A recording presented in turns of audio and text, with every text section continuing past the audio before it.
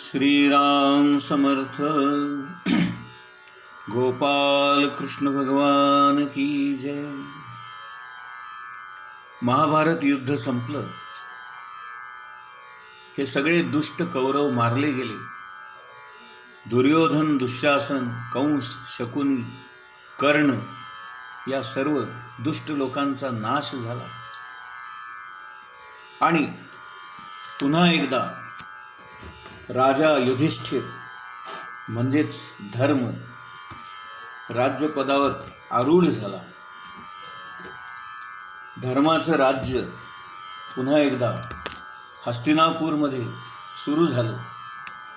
भगवान गोपाल कृष्णांनी राजा युधिष्ठिराकडून अश्वमेध यज्ञ 3दा करवला। त्याच्यानंतर त्यांनी सर्वांचा निरोप घेऊन आपल्या द्वारकेला परत जाण्याचा विचार मांडला आणि भगवान श्रीकृष्ण निघण्याच्या तयारीमध्ये असतानाच अचानक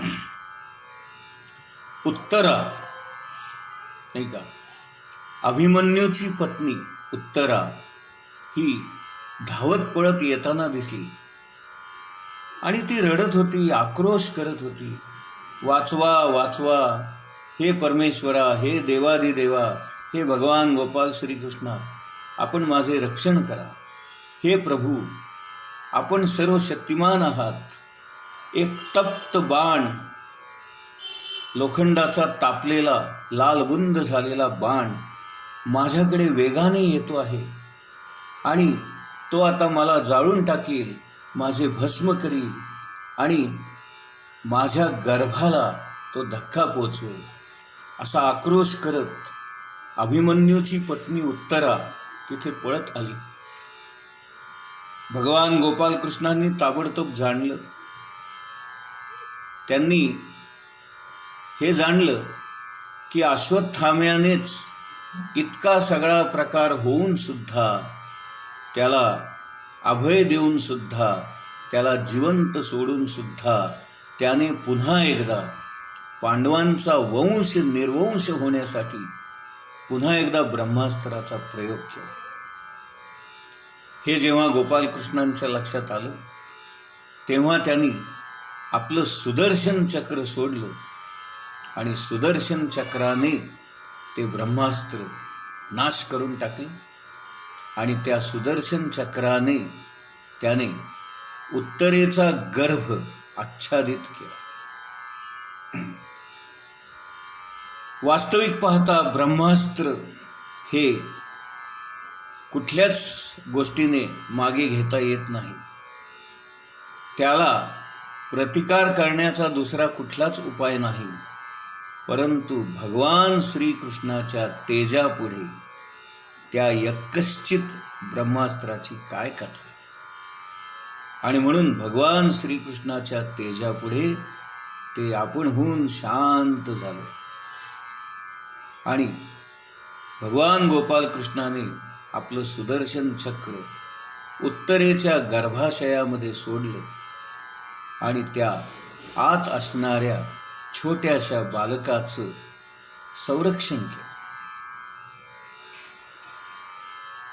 भगवान श्रीकृष्ण उत्तरेला अभय देऊन निघाले। यावर कुंती म्हणाली, महाराज, आपण सर्व जीवांच्या आत आहात, बाहेर आहात, प्रकृतीच्या पलीकडे आहात, आदिपुरुष आहात, परमात्मा आहात, परमेश्वर आहात। मी आपणास नमस्कार करते।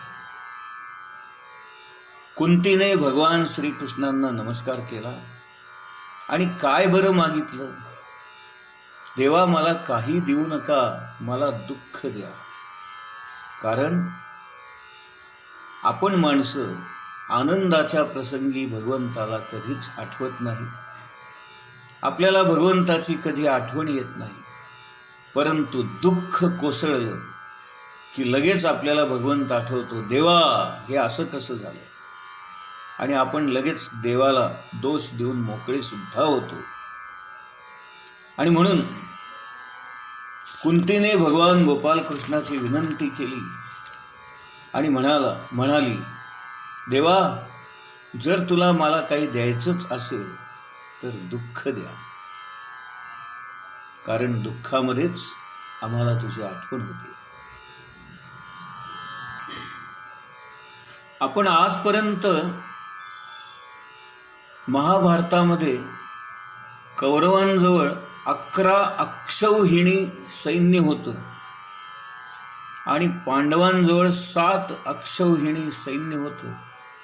आणि महाभारत युद्धामध्ये 11+7 अशा 18 अक्षौहिणी सैन्याचा नाश झाला, संहार झाला.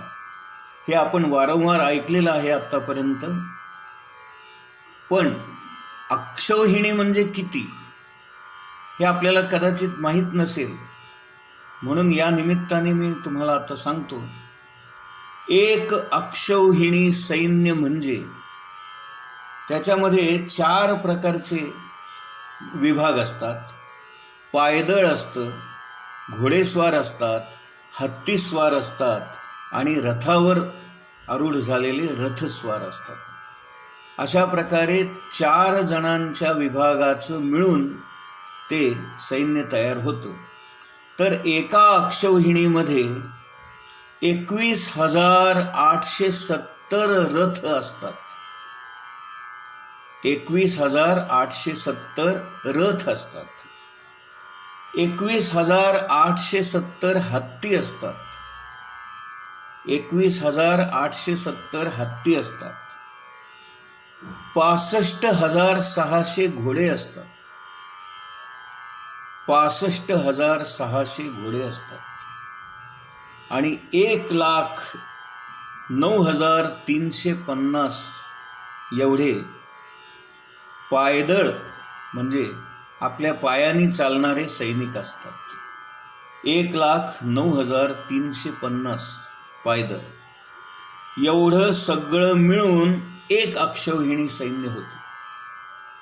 म्हणजे आता 18 अक्षौहिणी म्हणजे बापरे, आपल्याला त्याचा आकडा सुद्धा काढणं मुश्किल होईल.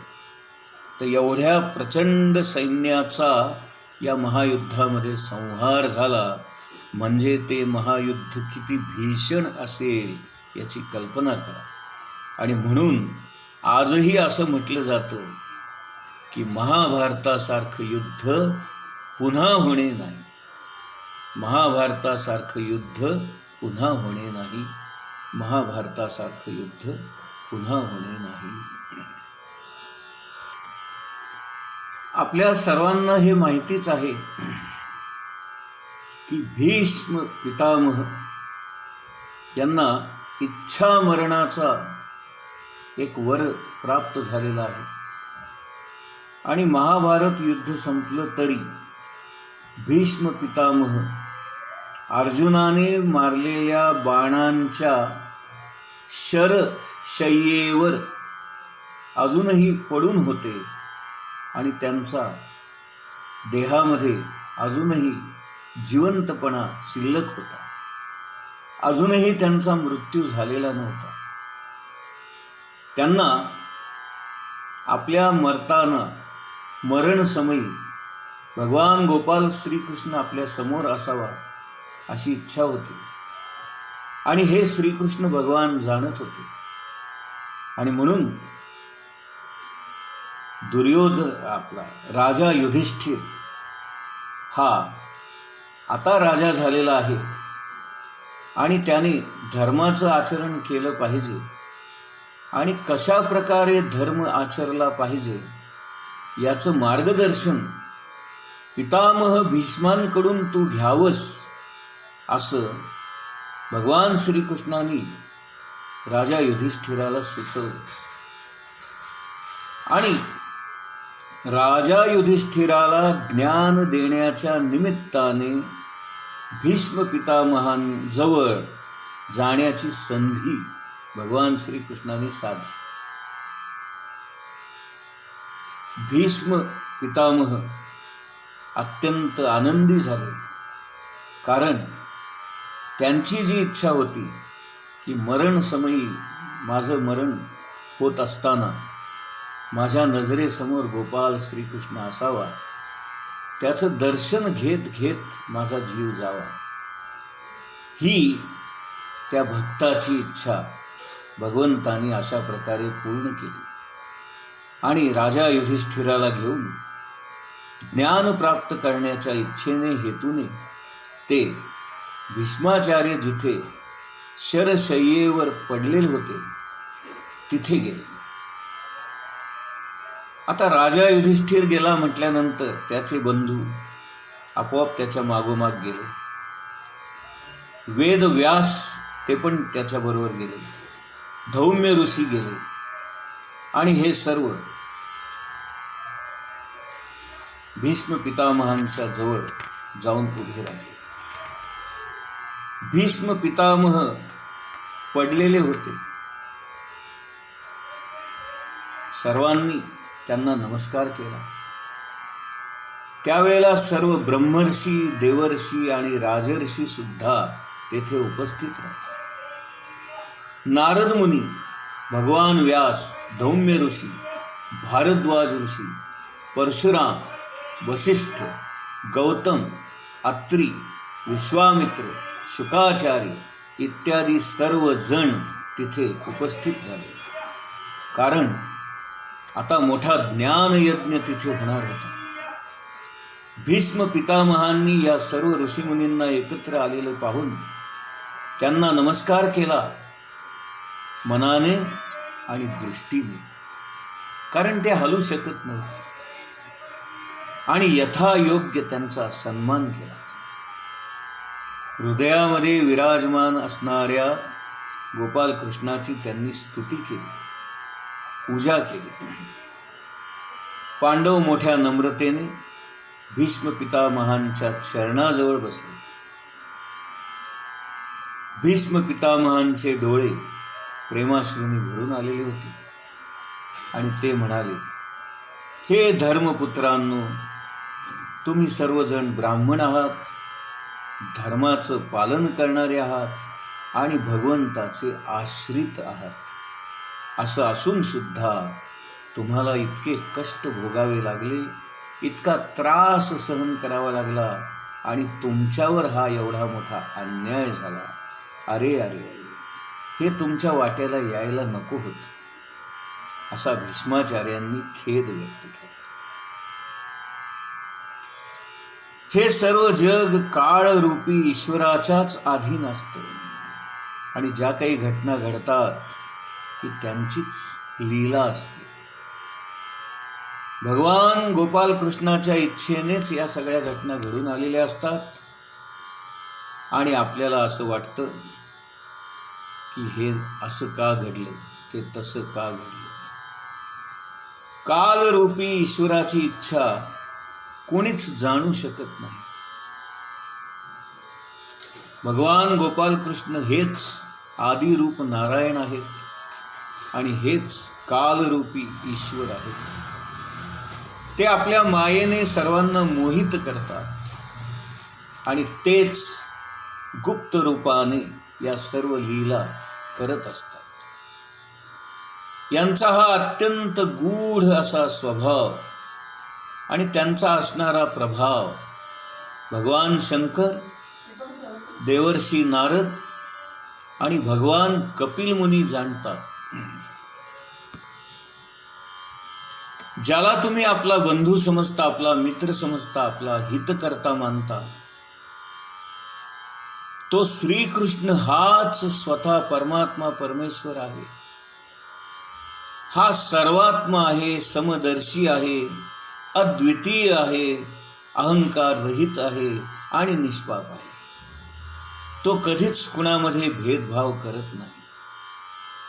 आणि म्हणून भगवान गोपालकृष्णाचे हे गुण मी जाणलेले असल्यामुळे आणि तोच परमात्मा परमेश्वर आहे हे मला समजल्यामुळे माझ्या प्राण जाण्याच्या वेळी भगवान श्रीकृष्णाने माझ्यासमोर उपस्थित राहून मला दर्शन द्यावं अशी मी जी इच्छा मनामध्ये ठेवली होती ती या गोपालकृष्णाने जाणून माझ्यासारख्या या भक्तावर, माझ्यासारख्या या दीनावर, या कृपावत्सल असणाऱ्या परमात्म्याने कृपा केलेली आहे. अशा प्रकारे भीष्माचार्यांनी भगवान गोपालकृष्णाची स्तुती केली आणि सर्वांना हे स्पष्ट शब्दात सांगितलं की हा सामान्य माणूस नाही, आपला भाऊ नाही, आपला मित्र नाही, आपला हितचिंतक नाही, तर हाच आहे परमात्मा, परमेश्वर, आदिपुरुष, आदि नारायण, या विश्वाचा निर्माता, पालनकर्ता आणि नाशकर्ता. सर्व काही हाच आहे आणि हाच या सगळ्या गोष्टी घडवून आणतो. त्यामुळे आपण सर्वजण भगवान गोपालकृष्णांना शरण जाऊया, त्यांना वंदन करूया. श्रीकृष्ण शरणम मम, श्रीकृष्ण शरणम मम, श्रीकृष्ण शरणम मम. अशा प्रकारे सर्वांनी भगवान गोपालकृष्णांना वंदन केलेलं आहे, त्यांचं पूजन केलेलं आहे आणि तेच भगवान परमेश्वर परमात्मा आहेत हे जाणलेलं आहे. गोपाल कृष्ण भगवान की जय.